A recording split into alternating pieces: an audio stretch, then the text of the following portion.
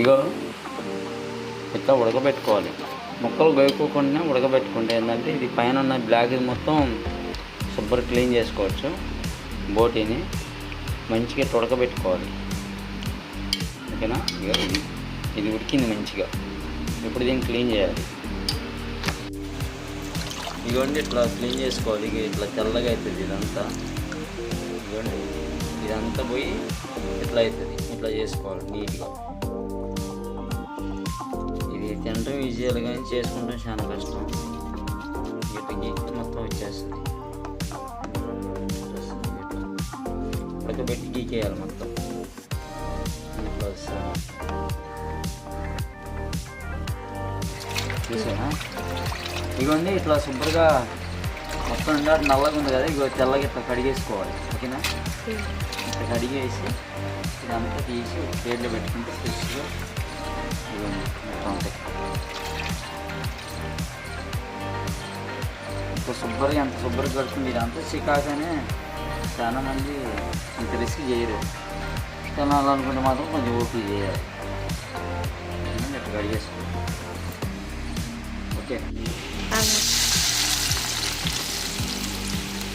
ఉల్లిగడ్డలు వేసేసుకోవాలి. మంచిగా బ్రౌన్ కలర్లో వచ్చినాక వేయించుకోవాలి.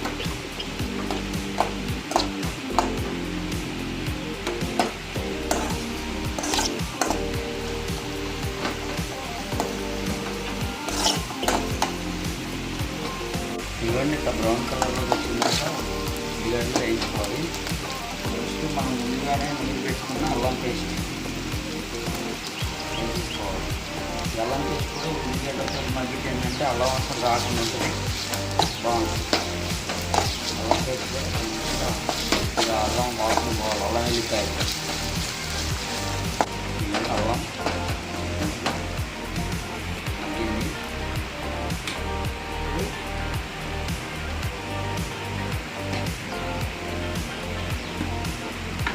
పసుపు,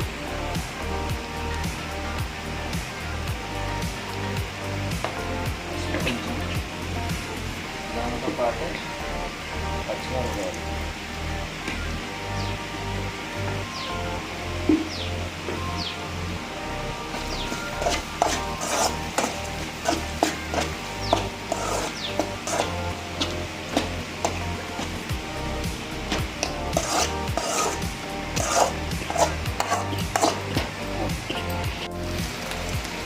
ఇక్కడ మనం ఫస్ట్ కానీ ఉడకబెట్టుకొని క్లీన్ చేసుకొని బోటి ఇప్పుడు బోటి వేసేసుకోవాలి.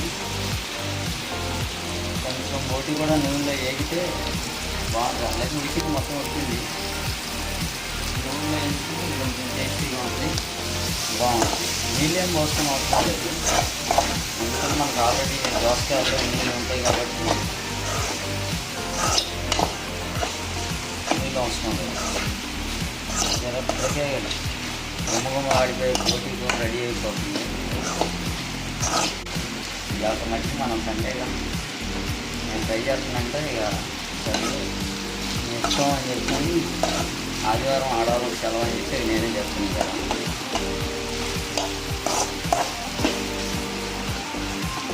ఓకే, ఇవన్నీ బోటి మంచిగా మగ్గింది నీళ్ళు.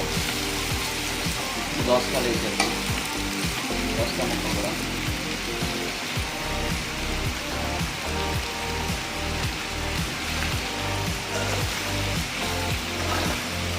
దోసకాయ బోటి, గోంగూర బోటి, టమాటా బోటి, ఏ బోటి అయినా కాంబినేషన్ బోటితో అయిపోతుంది. మనదైతే ప్రస్తుతానికి దోసకాయ బోటి. నేను ఆ 10 కిలో తీసుకొచ్చి వండుకుందాము రెడీ చేస్తాను. మొగ్గిచ్చేది 10 నిమిషాలు వదిలేస్తాను.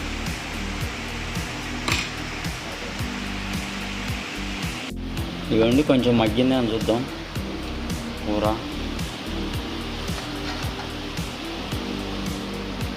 ఇవన్నీ కొంచెం ఉప్పు వేసుకున్నాం కదా, మధ్యలో కొంచెం ఉప్పు వేసుకుంటే వాటర్ అంతా వచ్చేస్తుంది. దోసకాయలో ఉన్న వాటర్ మొత్తం బయటకు వస్తుంది. వాటర్ ఏం పోయాలని అవసరం లేదు. ఇవన్నీ కొంచెం దోసకాయ ఇంకొంచెం పచ్చి ఉంది. ఇప్పుడు ఉప్పు కారం ఇవన్నీ వేసేసుకోవాలి. ఎందుకంటే సాంతం మగ్గిన తర్వాత వేసుకుంటే కారం వాసన వస్తూ ఉంటుంది, అడుగు అంటుతూ ఉంటుంది. ఈ టైంలో కొంచెం వాటర్ ఉన్నాయి, ఈ టైంలో కొంచెం మగ్గాల్సింది ఉంది. కాబట్టి ఈ టైంలో ఉప్పు కారం వేసేసుకుంటే ఏంటంటే కారం ఘాటు వాసన పోతుంది.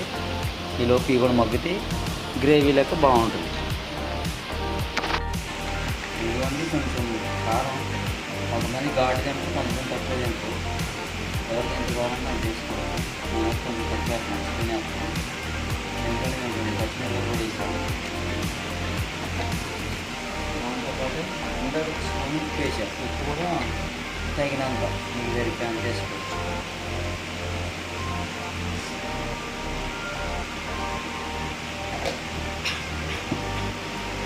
ఉప్పు కారం వేసేసి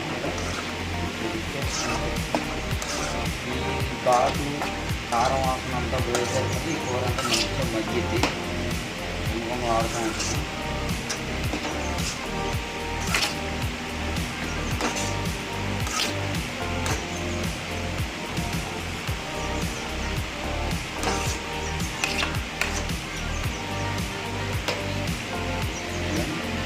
ఓకే, కొంచెం మగ్గాలి. ఇంకా ఈ దోసకి తెలుపు అనేది పోతే ఉడికినట్టే.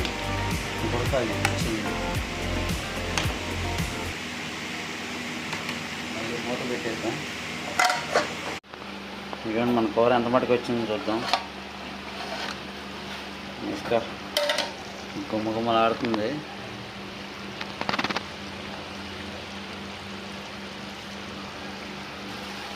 దాదాపుగా అయిపోయినట్టే ఉంది.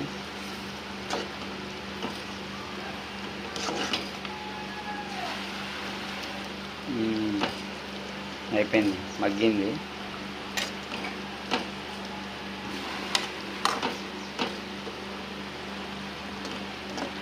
మంచి గ్రేవీ దోసకాయ పోటీ.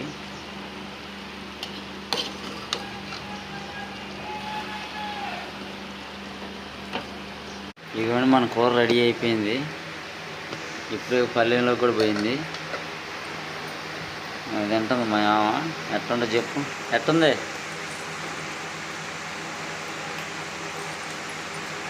ఎట్టుందని నిజంగానే చెప్పు. దాంట్లో ఏం ఎక్కువైంది, ఏం తక్కువైంది? నేనే ఫస్ట్ టైం ట్రై చేసా. చెప్పు. కొంచెం ఉప్పు లేదు. ఉప్పు అంటే పెద్ద సమస్య కాదు, మనం వేసుకోవచ్చు ఉప్పు. మంచిగా ఉందా? గట్టిగా చెప్పి వినపడట్లే. కూర బాగుంది. అబ్బా